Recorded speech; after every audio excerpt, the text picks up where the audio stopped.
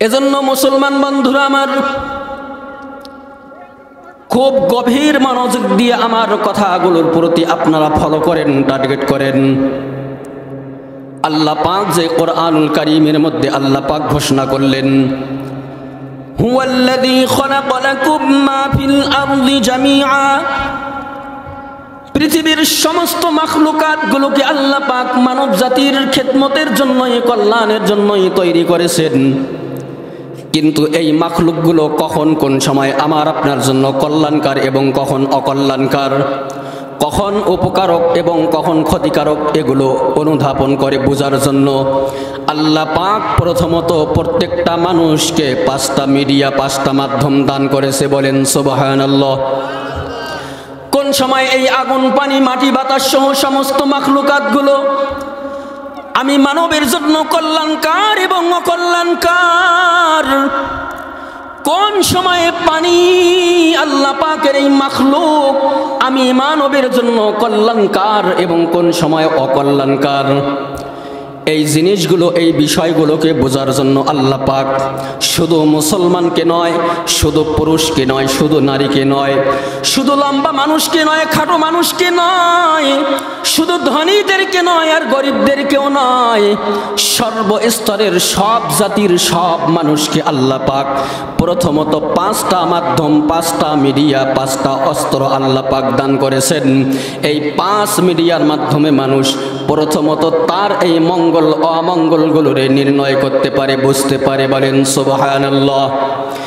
এই 5 মিডিয়ার মধ্যে আল্লাহ পাক 1 নাম্বার মাধ্যম দান করেছেন এই মঙ্গল অমঙ্গলগুলোকে নির্ণয় করে বোঝার জন্য।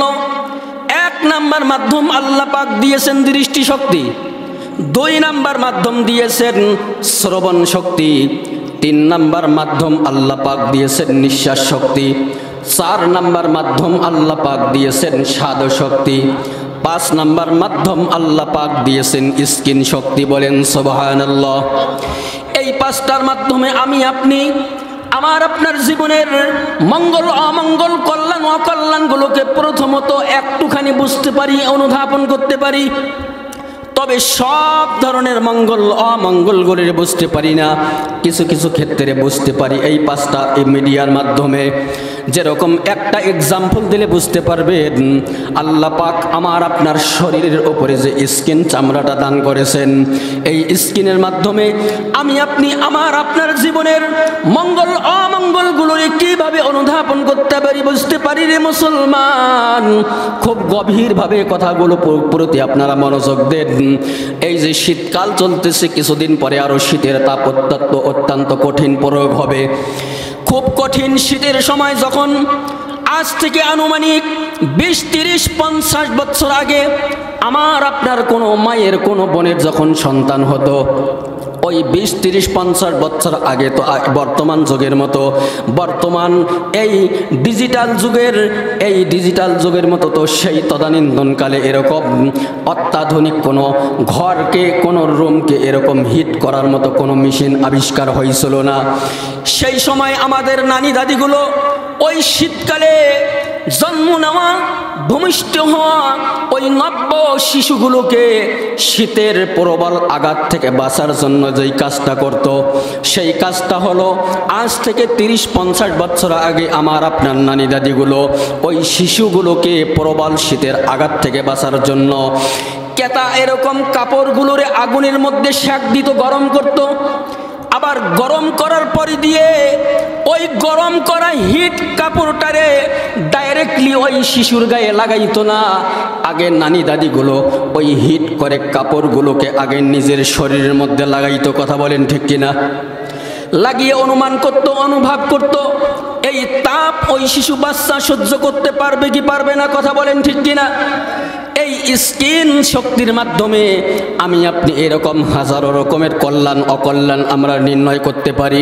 মুসলমান, সবগুলোর উদাহরণ দেওয়ার মতো আমার কাছে টাইম নেই, সময় নেই। আল্লাহ পাক প্রথমত এই 5 মিডিয়া প্রত্যেকটা মানুষকে দান করেছেন মানব জীবনের মঙ্গল অমঙ্গলগুলোকে নির্ণয় করে বোঝার জন্য।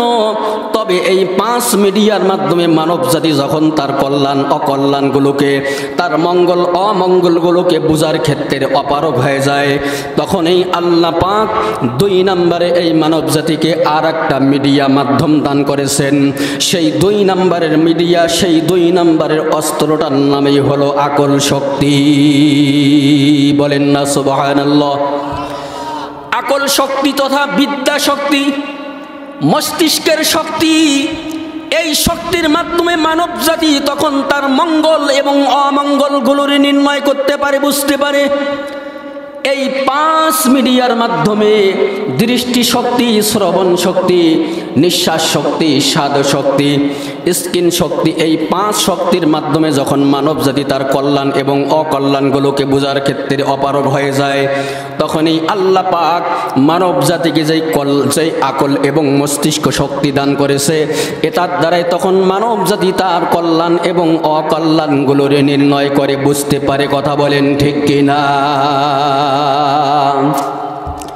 কিন্তু এই আকল শক্তির মাধ্যমে আমি আপনি আজকে দুনিয়ার মধ্যে যত ধরনের বিদ্যা আবিষ্কার করা হয়েছে, কেউ জেনারেল লাইনে লেখাপড়া করে কেজি ক্লাস 1 থেকে শুরু করে নিয়ে বাংলাদেশের ডিগ্রি শেষ করার পরে দিয়ে বিশ্বের মধ্যে সব থেকে বড় আপার লেভেলের ডিগ্রি অর্জনের জন্য বিদেশের মধ্যে ভ্রমণ করে। কথা বলেন ঠিক কিনা? এই আপার লেভেলের ডিগ্রি অর্জন করে আমার আপনার একজন সন্তানকে বিশ্বের সেরা একজন FRCS ডাক্তার তৈরি করলাম, বিশ্বের সব থেকে একজন সেরা চিফস ইঞ্জিনিয়ার তৈরি করলাম। আমার আপনার আর একজন সন্তানকে বিশ্বের সব থেকে একজন আপার লেভেলের একজন ডাক্তার তৈরি করলাম, মাস্টার্স তৈরি করলাম। কিন্তু মুসলমান বন্ধুরা আমার, যেই সন্তানগুলোরে আমি আপনি মাস্টার, ডাক্তার, ইঞ্জিনিয়ার বানাইলাম, এই সন্তানকে যদি ছোট্ট কাল থেকে তার ওই ডিগ্রি অর্জন করা পর্যন্ত ওই সন্তানের মস্তিষ্কের ভিতরে যদি কোরআনের কারিমের বিদ্যা না থাকে, কোরআনের বিদ্যা যদি ওই মস্তিষ্কে ঢুকে দেওয়া না হয়, ওই সন্তান বিশ্বসেরা চিফস ইঞ্জিনিয়ার, ডাক্তার, মাস্টার্স হওয়ার পরেও ওই সন্তান কিন্তু ইসলাম কি জিনিস এইটা বুঝতে পারবে না। কথা বলেন ঠিক কিনা? আকল এর মাধ্যমেই যে মঙ্গল অমঙ্গল সব ধরনের বোঝা যাবে না, তথা এই আকলের মাধ্যমেই যে আমি আপনি জাগতিক বিদ্যা অর্জন করলেই আমি সব ধরনের মঙ্গল অমঙ্গল বুঝতে পারবো, চিনতে পারবো না। না, মুসলমান, এর একটা জ্বলন্ত প্রমাণ আমার নিজ চোখে দেখা এবং নিজ কর্ণে শোনা। গত 18 সালে নাটোর সিংড়া এলাকায় মাহফিলে গিয়েছিলাম। ওখানে এক মাদ্রাসার মুহতামিম সাহেবের কাছ থেকে আমার নিজ কানে শোনা এই ঘটনা। উনি বলতেছেন, হুজুর, বাংলাদেশের সচিবালয়ের একজন আপার লেভেলের সচিব, বড় একজন সচিব, ওনার একজন ছোট্ট সন্তান, বয়স কেবল মাত্র 9, এই সন্তানটারে এই বছরে আমার মাদ্রাসায় হেফজ বিভাগে ভর্তি করাই দিয়েছে হুজুর। আমি বললাম, ভালো কথা, একজন সচিব হয়ে তার সন্তানকে হাফেজে কোরআন বানার জন্য দিয়েছে, ভালো। পরক্ষণে ওই হুজুর বলতেছে, না হুজুর, ঘটনাটা শুনবেন তো আগে। কেন দিয়েছে? ওই যে আমাদের গ্রাম এলাকায় একটা কথা আছে, যখন ওঠে পেটের বিষ তখন ওঠে আল্লাহর হদিস। কথা বলেন ঠিক কিনা? কথা আছে না, যখন ওঠে পেটের বিষ তখন ওঠে আল্লাহর হদিস। আল্লাহর কোনো খবর ছিল না এতদিন। যখন পেটে বিষ শুরু হয়েছে, অসুস্থ হয়েছে, তখন বলতেছে আল্লাহ আল্লাহ। কথা বলেন, এরকম লোক আছে কিনা? অথচ অন্যান্য সময় আল্লাহরে ডাকেও না এমনিতে, কিন্তু যখনই অসুস্থ তখনই আল্লাহ আল্লাহ বলে ডাক দেয়। তার মানে এখন আল্লাহ ছাড়া উপায় নেই। এই রকম কিছু সংখ্যক মানুষ আছে, যখন অপারগ হয়ে যায় তখনই কিন্তু মাদ্রাসা, মসজিদ, ইমাম, মুয়াজ্জিন, খতিব, মুফতি সাহেব, মুহাদ্দিস সাহেব, হাফেজ সাহেবদের শরণাপন্ন হয়। কথা বলেন ঠিক কিনা? তো এই সচিব সাহেবের ইতিহাস বলতে গিয়ে মুহতামিম সাহেব এক পর্যায়ে নিজের 2 চোখ দিয়ে পানি ছাড়িয়ে দিল। বর্ণনা করতে গিয়ে উনি বলতেছে, হুজুর, এই সচিব সাহেব গত কয়েকদিন আগে হঠাৎ ওনার গাড়িতে করে আমার মাদ্রাসায় আসলো। এই সন্তানকে যখন ভর্তি করে দেয়, সন্তানকে ভর্তি করার সময় আমি ওনাকে জিজ্ঞাসা করলাম, আপনার ছেলে কয়জন? সচিব সাহেব বলতেছে, আল্লাহ পাক আমাকে 3টা ছেলে সন্তান দিয়েছে, 3টা। এর মধ্যে বড় 2জনকে একজন বিশ্বসেরা ডাক্তার তৈরি করেছি, আর একজনকে আপার লেভেলের একজন ইঞ্জিনিয়ার তৈরি করেছি। কিন্তু দুঃখিত, ওই 2 সন্তানেই বিদেশের মধ্যে থাকে, দেশে থাকে না। কিন্তু সন্তান 2 জনের মধ্যে ডাক্তার সন্তান 2 নাম্বার। এই ডাক্তার সন্তানকে বিবাহ দেওয়ার জন্য তার আম্মু গত কয়েকদিন আগে তার সঙ্গে ফোনে যোগাযোগ করে। আম্মা জান যখন তাকে ফোন দিয়ে বলে, বাবা তোমার বয়স তো এখন অনেক হয়ে গিয়েছে, লেখাপড়া শেষ, এখন তো তোমার বিবাহের সংসারে আসা দরকার। সন্তান বলতেছে, হ্যাঁ মা, অবশ্যই এখন তো বিবাহ করা দরকার। ঠিক আছে মা, আমি 3 দিন পরে দেশে আসব, বাসায় গিয়ে কথোপকথন হবে, আলোচনা হবে। ঠিক এই 3 দিন পর সন্তান বাড়িতে আসছে, লন্ডন থেকে বাড়িতে আসলো।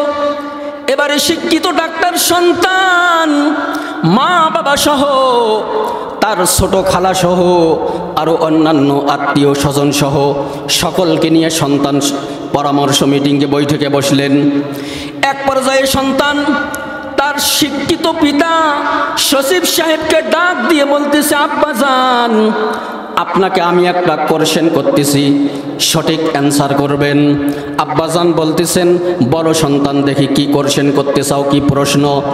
সন্তান এবার ডাক দিয়ে বলতেছে, আব্বাজান আমি আপনাকে একটা কথা জিজ্ঞাসা করি, যদি আপনি ফল খাওয়ার জন্য বাজার থেকে একটা কোনো ফলের গাছের চারা ক্রয় করে নিয়ে এসে বাড়ির আঙ্গিনার মধ্যে এটাকে রোপণ করেন, এরপরে 1 বছর বা 2 বছর পরে যখন ওই চারা গাছের মধ্যে ফল আসবে, পেয়ারা অথবা যে ফলের গাছ লাগাইবেন, যখন যেই ফল আসবে, এই ফল গাছের মধ্যে হতে আপনি কোন ফলটারে খাবেন এবং কোন ফলটারে ভক্ষণ করবেন, আর কোন ফলগুলোরে আপনি বাজারজাত করে বাজারে বিক্রি করতে পারবেন। শিক্ষিত পিতা এবার বলতেছে, সন্তান ফল খাওয়ার জন্যই তো আমি এরকম ফরমালিন মুক্ত ফল খাওয়ার জন্যই চারা গাছ লাগাইছি, যাতে ফরমালিন মুক্ত ফল খাইতে পারি। এজন্য ওই ফলগুলোর মধ্যে হাতে ভালো কোয়ালিটি যেটা থাকবে, এই ফলটাকেই আমি খাবো। আর যে ফলটা একটু অন্য দিকে যাবে, একটু নষ্টর মতো হবে অথবা বেচার উপক্রম থাকবে, এই ফলগুলোরে আমি বাজারজাত করে বাজারে বিক্রি করার চেষ্টা করব। এবারে শিক্ষিত ডাক্তার সন্তান বলতেছে, হ্যাঁ রাইট, আপনার অ্যান্সার ঠিক। কিন্তু মা এবং বাবা সন্তানকে ডাক দিয়ে বলতেছে, রে সন্তান, তোমার এই জাতীয় কোশ্চেন এবং প্রশ্ন করার মাধ্যমে কি বুঝাইতে চাচ্ছ, তুমি কি বলতে চাচ্ছ, কথাগুলো কি তুমি খুলে বলো। সন্তান এবারে বলতেছে, বাবা তুমি যদি ওই ফলের মধ্যে হতে ভালো ফলটাই খাইতে চাও, আমিও বলতে চাই, আমি বিবাহ যদি করতেই হয় তাহলে আমাদের পরিবারের মধ্যে আমি বিবাহ করাটাকে পছন্দ মনে করতেছি, ভালো মনে করতেছি। এবারে মা বাবা সহ উপস্থিত সকল গার্ডিয়ানগুলো ডাক দিয়ে বলতেছে, হ্যাঁ ভালো কথা, যদি তোমার মামাতো বোন, খালাতো বোন, চাচাতো বোন, ফুফাতো বোন এদেরকে যদি বিবাহ করো তাহলে আমাদের কোনো আপত্তি নেই, আরো ভালো, আমাদের পরিবারের মধ্যে আত্মীয়তা হবে, আরো ভালো হবে। কিন্তু দেখেন পরক্ষণে সন্তান ডাক দিয়ে বলতেছে, না না, তোমরা যেটা মনে করতেছো সেটা না। মা এবার ডাক দিয়ে বলতেছি, সন্তান তাহলে তুমি কি বুঝাইতে চাচ্ছ বলো। সন্তান এবার ডাক দিয়ে বলতেছে, আব্বাজান আমি আমার মায়ের ছোট বোন, আমার ছোট খালাটাকেই আমার পছন্দ হয়। কি বলতে হবে, সুবহানাল্লাহ না নাউজুবিল্লাহ? এটা কালকে বাড়িতে যেয়ে বলেন, ঠিক আছে না? নাউজুবিল্লাহ কালকে বাড়িতে যেয়ে বলেন। আজকে তো মুসলমান এগুলোও জানে না, কখন কোন জায়গায় সুবহানাল্লাহ, আলহামদুলিল্লাহ, নাউজুবিল্লাহ বলতে হবে এটাও জানে না অনেকে। কথা বলেন ঠিক কিনা? সন্তান যখন এই বাক্য, এই শব্দ উচ্চারণ করছে, এবারে মা বাবা দুইজনের সেন্সিল, অজ্ঞানের মতো, হুঁশ নাই। ওই পরিস্থিতিতে 9 বছর ওই ছেলে সন্তানকে সচিব সাহেব তার ড্রাইভারকে ডাক দিয়ে সন্তানকে নিয়ে মাদ্রাসায় রওনা দিয়েছে। আসার পরে দিয়ে মাদ্রাসায় মুহতামিম সাহেবের কাছে এই ঘটনাগুলো যখন খুলে বললেন, ডাক দিয়ে বলতেছে, হুজুর আমার জীবনকে আমি শেষ করে দিয়েছি, আমি মনে হয় জাহান্নামী। হুজুর ডাক দিয়ে বলতেছে, কেন সচিব সাহেব, আপনি তো একজন যদিও সচিব, কিন্তু আপনি নামাজ পড়েন, হজ করেছেন, যাকাত দেন, আল্লাহ পাকের ফরজিয়াতের সাথে সাথে দ্বীনের সমস্ত হুকুমগুলোকে আপনি ঠিকভাবে পালন করেন, আপনি একজন পুরাপুরি জান্নাতি ব্যক্তি। কিন্তু মুসলমান, আল্লাহ পাক কার ভাগ্যে কি রেখেছে, কখন কার ভাগ্যে কি হয় এটা তো বোঝা যায় না। ঠিক ওইভাবেই ওই পর্যন্ত আল্লাহ পাক ওই সচিব সাহেবের নসিবের মধ্যে ওইটাই রেখেছিল। দুর্ভাগ্যবশত ওই সন্তান যখন মা বাবার সামনে এই বাক্যগুলো উচ্চারণ করেছে, বাবা আর হুঁশ ঠিক রাখতে পারে নাই, বাবা অজ্ঞানের মতো। বাবা বলতেছে, আমার সন্তানকে আমি বিশ্ব সেরা একজন ডাক্তার বানাইলাম এইগুলো বলার জন্য নাকি। অথচ তো তার মস্তিষ্কের মধ্যে বিদ্যার পরিমাণ কম নেই, একজন আপার লেভেলের ডাক্তার, কিন্তু ডাক্তারি বিদ্যা অর্জন করলে কি হবে, ওই বিদ্যা দিয়ে সে এই হালাল হারাম বুঝতে পারে নাই, এই মঙ্গল অমঙ্গল বুঝতে পারে নাই, এই কল্যাণ অকল্যাণ বুঝতে পারে নাই। তার নিজের মায়ের বোনকে বিবাহ করা তার জন্য কল্যাণকার হবে না অকল্যাণকার হবে, তার নিজের খালাকে বিবাহ করা জায়েজ না হালাল এইটা বুঝতে পারে নাই। কথা বলেন ঠিক কিনা? এজন্য মুসলমান বন্ধুরা আমার, এই দ্বিতীয় নাম্বারের আকল মস্তিষ্কের মাধ্যমে পৃথিবীর সব মঙ্গল অমঙ্গল, জায়েজ এবং নাজায়েজ, হালাল হারাম এগুলোর কিন্তু নির্ণয় করা যায় না, বোঝা যায় না। এজন্য আল্লাহ পাক তৃতীয় নম্বরে এই মানব জাতিকে আর একটা মিডিয়া অস্ত্র মাধ্যম দান করেছেন। সেই তৃতীয় নম্বরের মিডিয়া অস্ত্রটার নামই হলো কোরআনুল কারীমের ইলম। বলেন না সুবহানাল্লাহ। ওই যে আকল, এই আকল দিয়ে আমি আপনি মাস্টার হলাম, ডাক্তার হলাম, ইঞ্জিনিয়ার হলাম, ওসি হলাম, এসপি হলাম, ডিসি হলাম, এমপি, মন্ত্রী, বিশ্ব সেরা একজন অলরাউন্ডার নেতা হলাম। কিন্তু মস্তিষ্কে কোরআনের বিদ্যা না থাকার কারণে এই মস্তিষ্ক দিয়ে নিজের মায়ের বোনকে, নিজের খালাকে বিবাহ করা যে আল্লাহ পাক হারাম করেছে, এই হারাম আমার জীবনের জন্য যে অমঙ্গল, জাহান্নামের পথ হবে, এইটাকে বুঝার মতো মস্তিষ্কে ওই জ্ঞান আসে নাই। কথা বলেন ঠিক কিনা? এই বুঝ এবং অনুধাবন শক্তি, এই মঙ্গল এবং কল্যাণ বুঝার জন্যই শেষ একটা মাধ্যম ওসিলা মিডিয়া আল্লাহ পাক দান করেছেন। সেই মিডিয়া মাধ্যমটার নামই হলো কোরআনুল কারীম। বলেন সুবহানাল্লাহ। আজকে সেই কোরআনুল কারীমের শিক্ষা এবং প্রতিষ্ঠান, এই কোরআনুল কারীমের শিক্ষা এবং প্রতিষ্ঠানের প্রতি আমার আপনার কতটুকু গুরুত্ব, মুসলমান সন্তানগুলোর আজকে আমি আপনি ছোট্ট থেকেই ইংলিশ মিডিয়াম থেকে শুরু করে নিয়ে বাংলাদেশ শুধু নয়, বিশ্বের সেরা ডিগ্রি অর্জনের জন্য দেশ থেকে অন্যান্য দেশ পর্যন্ত তাদেরকে আপডেট করাচ্ছি, পাঠাচ্ছি। কিন্তু মুসলমান, এর প্রতিফল হিসাবে আমরা কি পাইতেছি? ওই সন্তানকে যখন লন্ডন ডিগ্রি অর্জন করাইয়া সন্তান যখন দেশের মধ্যে আসে, লন্ডন ডিগ্রি অর্জন করে এসে ওই সন্তান বাংলার জমিনে পা রাখার সঙ্গে সঙ্গে আজানের আওয়াজকে বেশ্যার সঙ্গে তুলনা করে। কথা বলেন ঠিক কিনা? পারে, কিন্তু মস্তিষ্কের ভিতরে কোরআনের বিদ্যা না থাকার কারণে ওই মস্তিষ্ক দিয়ে সে এটা বুঝতেছে না যে আল্লাহু আকবার, হাইয়া আলাস সালাহ, হাইয়া আলাল ফালাহ, এই বাক্যগুলো কি পরিমাণের গুরুত্বপূর্ণ, কোরআনুল কারীমের এই বিদ্যা কি পরিমাণের প্রয়োজনীয়, কি পরিমাণের গুরুত্বপূর্ণ, এই বিষয়টা মস্তিষ্ক বুঝতেছে না। কথা বলেন ঠিক কিনা? আমি আয়াতে কারিমা তেলাওয়াত করেছিলাম, এজন্যই বলেছি আমার আলোচ্য বিষয় কোরআনের গুরুত্ব এবং প্রয়োজন, এই কথাটুকু আমি এতটুকু আপনাদেরকে ক্লিয়ারলি বুঝাইতে পারছি কিনা? কোরআনের বিদ্যা তথা দ্বীনি ইলম এবং দ্বীনি ইলমের শিক্ষা প্রতিষ্ঠানের প্রয়োজন আছে কি আছে না? কথা বলেন, আছে? সন্তানগুলোকে আলেম হাফেজ বানানোর প্রয়োজন আছে কি আছে না?